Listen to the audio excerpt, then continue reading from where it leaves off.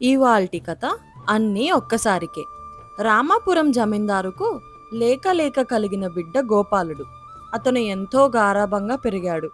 10 ఏళ్ళు వచ్చేసరికి వాడు ఉత్తి బండవాడుగా, మొండివాడుగా తయారయ్యాడు. ఉదయాన్నే లేవడు, ఎప్పుడూ స్నానం చేయడు. లేచినప్పటి నుంచి వాడికి ఆటలు తప్ప మరొక ధ్యాసే ఉండదు.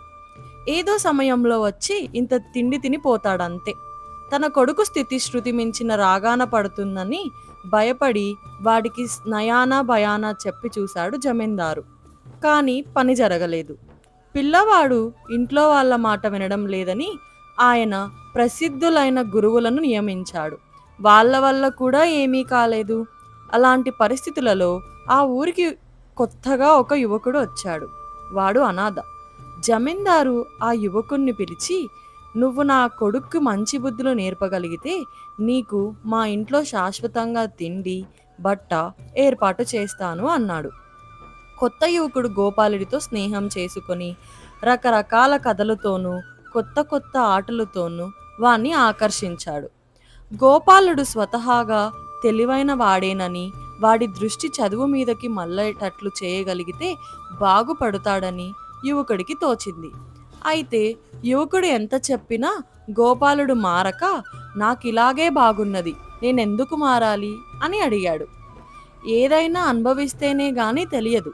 రోజుకొకసారి స్నానం చేసి చూడు, ఒక్కసారి చదివి చూడు, ఒక్కసారి పెద్దవాళ్లకు నమస్కారం చేసి చూడు, నీ మనసుకెంత హాయిగా ఉంటుందో నీకే తెలుస్తుంది అన్నాడు యువకుడు.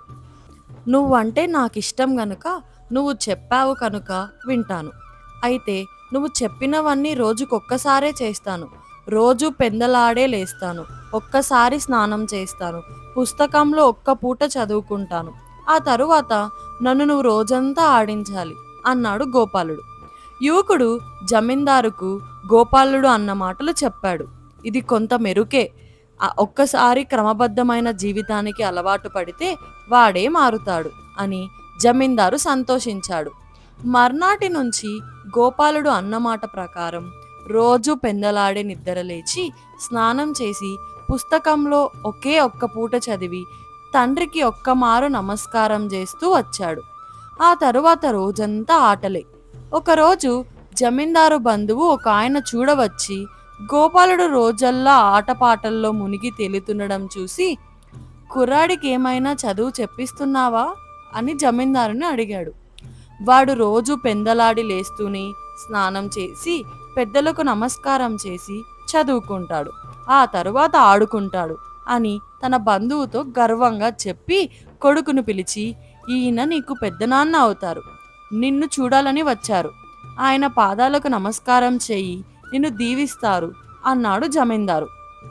గోపాలుడు నిరసనగా తల ఆడించి, నేను రోజుకు ఒక్కసారి మాత్రమే ఎవరికో ఒకరికి నమస్కారం చేస్తాను. ఈ రోజుకు మీకు నమస్కారం చేసేశాను. కావాలంటే రేపు ఉదయం మీకు మానేసి ఈయనకి నమస్కారం చేస్తాను. ఇవాళ మాత్రం ఇంకెవ్వరికీ నమస్కారాలు లేవు అని వెళ్ళిపోయాడు. జమీందారుకు తల తీసేసినట్టు అయింది. ఆయన యువకుణ్ణి పిలిచి, నువ్వు గోపాలుడికి ఇస్తున్న శిక్షణ వల్ల బంధువర్గంలో నా పరువు పోతున్నది అని జరిగినది చెప్పాడు. యువకుడు గోపాలుడి వద్దకు వెళ్ళి, నీ మూలంగా నాకు చెడ్డ పేరు వచ్చింది. పెద్దలకు నమస్కరించడం మర్యాద, వారి దీవెనలు పొందడం నీకే మంచిది. ఇక మీదట ఈ రోజులా ప్రవర్తించకు అని మందలించాడు. కానీ గోపాలుడు నిర్లక్ష్యంగా, నేను అన్నమాట తప్పను, ఒక్కసారి అన్నానంటే ఒక్కసారే అన్నాడు. పెద్ద హరిశ్చంద్రుడి బయలుదేరావు, అన్నమాట తప్పవా? తప్పితే అన్నాడు యువకుడు. తప్పితే ఆ తర్వాత నువ్వు ఎలా చెబితే అలా చేస్తాను అన్నాడు గోపాలుడు.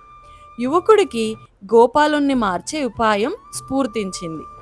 ఆ రోజే అతను ఆటల నెపంతో గోపాలుడి శరీరం మురికి చేసేశాడు.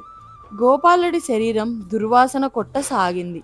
ఆ సంగతి వెంటనే గ్రహించలేదు గాని తరువాత వాడు ఆ వాసన భరించలేకపోయాడు. యువకుడు గోపాలుడితో, పద నదికి పోయి స్నానం చేద్దాం అన్నాడు. స్నానం ఎలా చేస్తాను? ఈ రోజుకు స్నానం చేసేశాను గదా, ఇవాల్టికి మరి స్నానం లేదు అన్నాడు గోపాలుడు. యువకుడు స్నానం చేసి వచ్చాడు. గోపాలుడు అలాగే ఇంటికి వెళ్ళాడు. నీ వల్లంతా వాసనరా, వెళ్ళి స్నానం చేసిరా అన్నది గోపాలుడి తల్లి. గోపాలుడు ఒప్పుకోలేదు. తన చేత బలవంతాన స్నానం చేయించేటట్టుంటే భోజనం చేయనన్నాడు. మరి నీతో కలిసి భోజనం చేసేదెలారా? ఇంట్లో చుట్టాలు కూడా ఉన్నారు అన్నది గోపాలుడి తల్లి. గోపాలుడు ఆ పూట వేరే భోజనం చేసి పక్క పాడైపోతుందని కటిక నేల మీద పడుకున్నాడు. అంతేగాని వాడు స్నానం మాత్రం చేయలేదు. తన ప్రయత్నం విఫలమైందని యువకుడు జమీందారుకు చెప్పాడు. తన కొడుకు నలుగురితో గాక వేరే భోజనం చేశాడని, కటిక నేల మీద పడుకున్నాడని బాధపడి జమీందారు యువకుడితో, ఇంకెప్పుడు ఇలాంటి ప్రయోగాలు చేయకు, వాడు బాగుపడకపోతే మానేయ్ అన్నాడు. కానీ గోపాలుడు బాగుపడడం యువకుడికి అవసరం. గోపాలుడు బాగుపడకపోతే జమీందారు అతనికి శాశ్వతంగా ఆశ్రయం ఇవ్వడు. జమీందారు చేసే అతి గారాభం వల్లనే గోపాలుడు చెడిపోతున్నాడని యువకుడికి అర్థమైంది.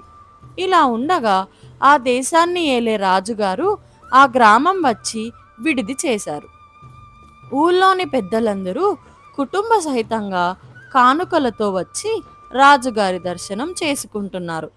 జమీందారు కూడా సకుటుంబంగా యువకుణ్ణి కూడా వెంటబెట్టుకొని రాజదర్శనానికి వెళ్ళారు.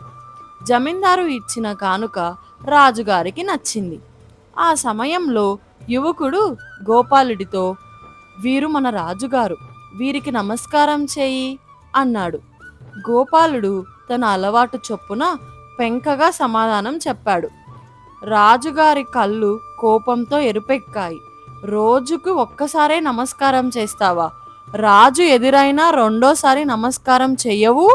ఎవరు నేర్పారు నీకు ఇలాంటి మాటలు అన్నాడు ఆయన.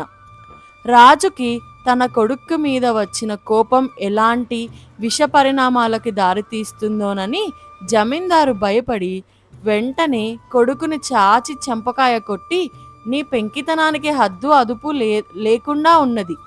దేవుడు లాంటి రాజుగారికి నమస్కరించనంటావా?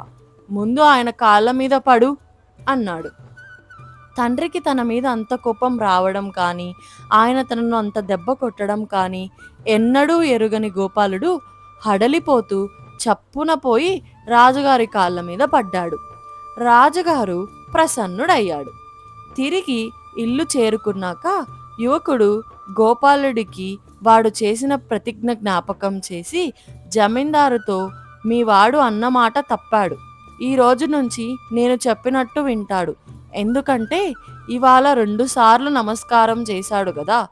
గోపాలుడికి వైఖరి ఎంత ప్రమాదకరమైనదో ఇవాళ మీరే చూశారు. మీ కుర్రవాన్ని కాపాడడానికి ఇంకో దారి లేదనే వరకు మీరు వాడి మీద చెయ్యి చేసుకోలేదు. ఆ సంగతి తెలిసే నేను ఇవాళ ఇలా ప్రవర్తించవలసి వచ్చింది. మీ మనసును కష్టపెట్టితే క్షమించండి అన్నాడు. గోపాలుడు అన్నమాట నిలబెట్టుకొని బుద్ధిమంతుడు కావడంతో జమీందారు కూడా తాను అన్నమాట నిలబెట్టుకొని ఆ యువకుడికి తన ఇంట శాశ్వతంగా వసతి ఏర్పాటు చేశాడు. ఇంతటితో ఈ కథ సమాప్తం. ఈ కథ మీకు నచ్చినట్లయితే మా ఛానల్కు లైక్ చేసి, షేర్ చేసి, సబ్స్క్రైబ్ చేసి, కమెంట్ చేయండి. Thank you.